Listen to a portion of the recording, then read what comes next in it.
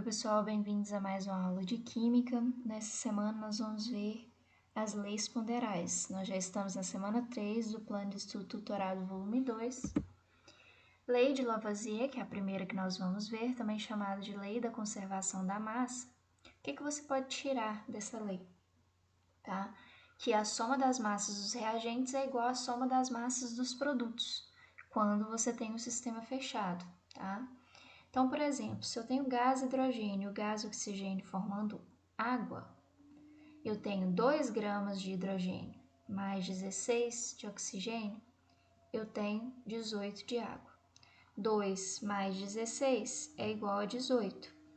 Então, ali você pode provar que a massa dos reagentes é igual à massa do produto, independentemente se você tiver um produto com 2 reagentes, 2 produtos com 1 reagente, tá? Isso sempre vai valer.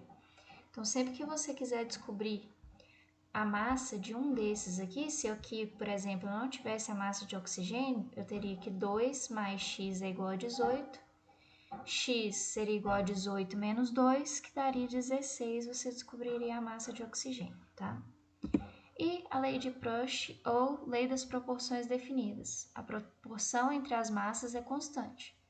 Então, se aqui eu dobrar a massa de um deles, em proporção eu tenho que dobrar a massa de todo mundo, tá? Então, aqui eu multipliquei todo mundo por 2, então de 2 gramas fui para 4, de 16 para 32, de 18 para 36. Somados aqui, vocês veem que 4 mais 32 é 36, então a massa dos reagentes é igual ao do produto. Então, quando falar em proporção de um para o outro, é sempre lei de Proust, tá? Então, eu poderia ter multiplicado por 1,5, por 3, por 5, tá? Mas a proporção tem que se manter, ok? Primeira atividade aí. A queima de uma amostra de palha de aço produz um composto. O que você tem aqui? A palha de aço com oxigênio. Aqui, gente, o que vai acontecer? Como vai formar um óxido, então antes eu tinha palha de aço aqui, ela vai pegar esse oxigênio e agora esse oxigênio ele vai fazer parte da sua fórmula. Então, antes ele não fazia parte, ele era o gás que está no ambiente. Então, ele não fazia parte da massa da palha de aço. Agora, como ele absorve esse oxigênio, agora ele faz parte do sólido formado. Então, aqui a massa vai ser maior do que a que você tinha inicialmente, tá? Porque você está absorvendo esse oxigênio do ar. Quando é uma combustão, e você tem esse oxigênio, na presença de oxigênio, obviamente, né, para acontecer a combustão, se formar gás e o sistema estiver aberto, ele vai escapar, aí a massa vai ser menor. Mas no caso de quando forma óxido, que é um sólido, ele vai pegar esse oxigênio e ele vai vir para a fórmula dele agora. Antes esse oxigênio não fazia parte da fórmula, agora ele vai fazer. Então a massa aumenta. Agora, se você perdeu alguma coisa como gás, a massa diminui, tá? Então, nesse caso aqui, é maior que a massa original da palha de aço, tá? Qualquer que seja a procedência ou processo de preparação do NaCl, podemos afirmar que sua composição é sempre de 39,32% de sódio e 60,68% de cloro, com base na lei de...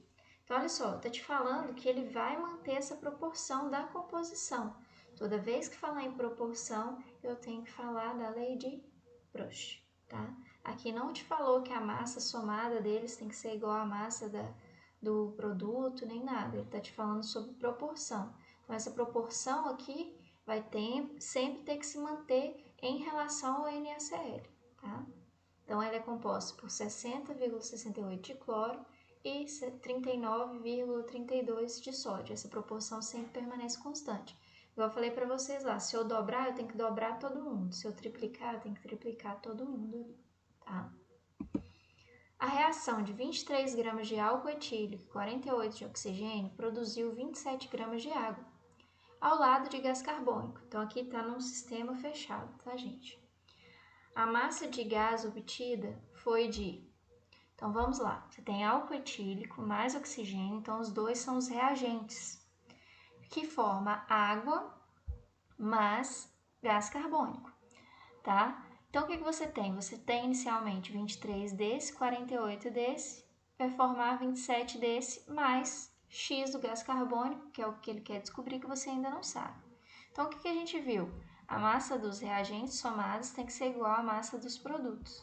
Então, 23 mais 48 é igual a 27 mais X.